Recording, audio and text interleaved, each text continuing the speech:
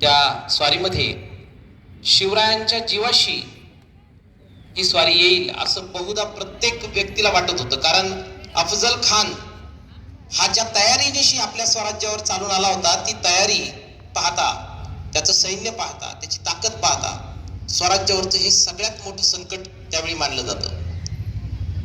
राजकीय दृष्ट्या याच्यापेक्षा एक मोठं संकट आपल्यावरती आलं होतं, ते म्हणजे मिर्झा राजे जयसिंगांचं.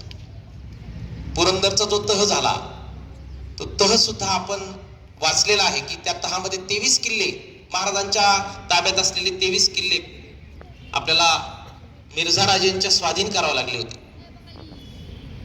आणि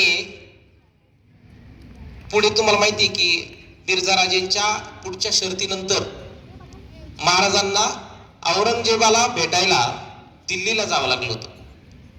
दिल्लीला गेल्यानंतर दरबारातला प्रसंग आहे, तुम्ही सगळ्यांनी ऐकला असेल की दरबारामध्ये सरदारांच्या ज्या रांगा आहेत, त्या रांगा त्यांच्या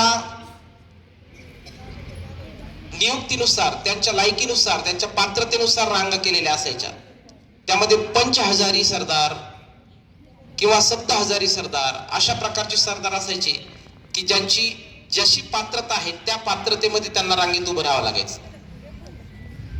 महाराजांना पंचहजारीच्या रांगेमध्ये उभं केलं.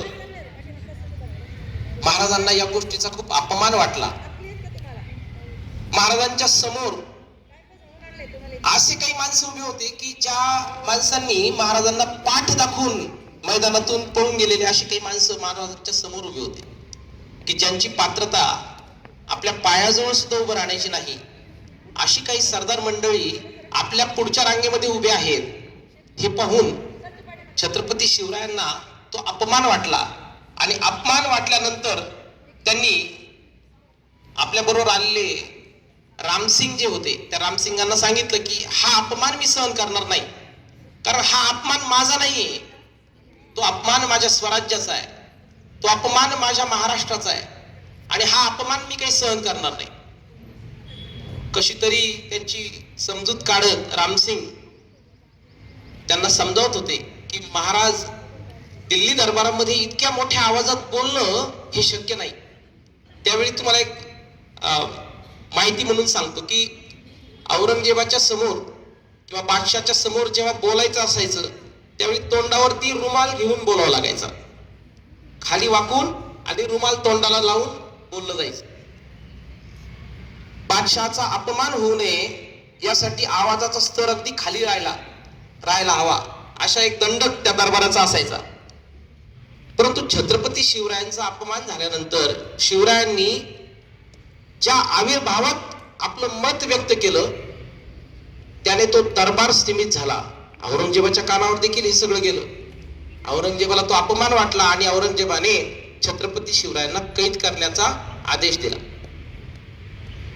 कैद झाल्यानंतर छत्रपती शिवरायांच्या देखरेखीखाली, आता देखरेखीखाली हे नुसतं म्हणायला आहे, मुळात छत्रपती शिवरायांवर नजर ठेवण्यासाठी पोलाद खान नावाचा एक अगदी शूर पराक्रमी असा सरदार औरंगजेबाने नेमलेला होता. या प्रसंगातून अनेक वर्ष गेली तरी काही सुटका होण्याची चिन्ह दिसत नाहीत. या सगळ्या प्रसंगामधून छत्रपती शिवरायांनी आपली बुद्धिमत्ता या ठिकाणी स्पष्ट केलेली आहे.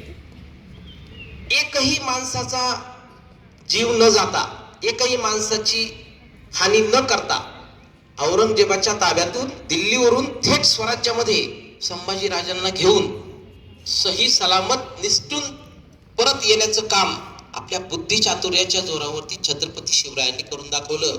हा प्रसंग इतिहासामध्ये बादशाच्या हातावर तुरी अशा अर्थाने आपण ऐकलेला आहे आणि वाचलेला आहे. यामधून नेहमीच शक्ती कामाला येते असं अजिबात नाही.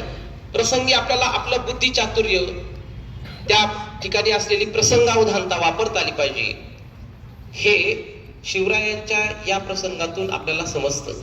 हा प्रसंग खरोखर स्वराज्यावरचा अतिशय मोठा आणि बाका प्रसंग होता. त्याचबरोबर अनेक प्रसंग आले. अफजल खानासारखा प्रसंग होता की जो जीवानिशी आपल्यावरती बेतेल असं वाटत होतं, म्हणून अनेक सरदार शिवाजी महाराजांना सोडून गेले होते. परंतु शेवटी